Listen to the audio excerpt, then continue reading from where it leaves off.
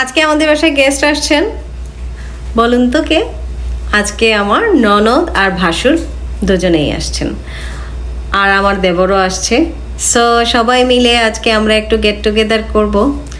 ভাবলাম আমরা একটু সময় কাটাই সবাই মিলে, সেজন্য আজকে রাতে আমরা সবাই একসাথে খাওয়া দাওয়া করব আর চুটিয়ে আড্ডা দেব।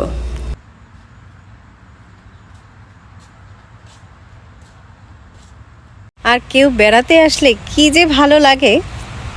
ছুটির সময় কেউ যখন আসে বাসায় তখন আরও বেশি ভালো লাগে। আমি তো খুবই পছন্দ করি, আর আপ্যায়ন করতে কার না ভালো লাগে, তাই না? আমার তো দারুণ লাগে। আর এত সুন্দর বাতাস, ফুরফুরে বাতাস, তাই ভাবলাম যে না, বাইরে একটু হাঁটাহাঁটি করি। সকালে একটু রান্নাবান্না করেছি, খুব গরম লেগেছিল। সো এখন একটু বাতাস দেয়াতে খুব একটা বেশি গরম লাগছে না।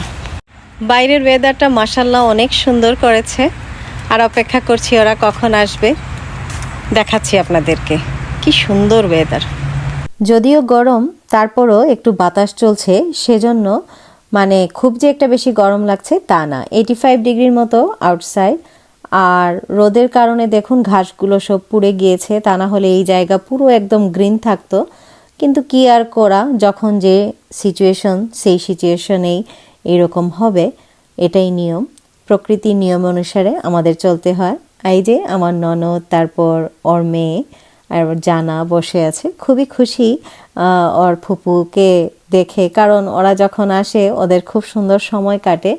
আর এই যে আমি এখন টেবিলে ডিনার দিয়ে দিয়েছি, কারণ ওরা একটু লেট করে এসেছে, সেজন্য একদম ডিনারের টাইম হয়ে গিয়েছে, তাই আর লেট করিনি, দিয়ে দিয়েছি। আর রয়েছে টমেটো টক, সাথে রয়েছে এটা কুমড়ো দিয়ে শুটকি, আর রয়েছে কোয়েল পাখি ভুনা, এটা হচ্ছে সাতকরা দিয়ে কচুমুখী, খাসি মাংস দিয়ে বুটের ডাল, আর রয়েছে শস্য বাটা ইলিশ। এইটুকুই রান্নাবান্না করেছি, কারণ নিজেরা খাবো তো, সেই জন্য আর খুব যে একটা বিরাট আয়োজন করেছি তা না। টুকটাক এটা সেটা রান্না করেছি, শুধু ফ্যামিলি সবাই মিলে একটু খাওয়া দাওয়া করব, গল্প করব, এইটুকুর জন্যই। সো আজকে এভাবেই কেটে গেল আমাদের সুন্দর মুহূর্তটুকু। সবাই একসাথে বসে খাওয়া, এটাও আল্লাহর একটা নিয়ামত।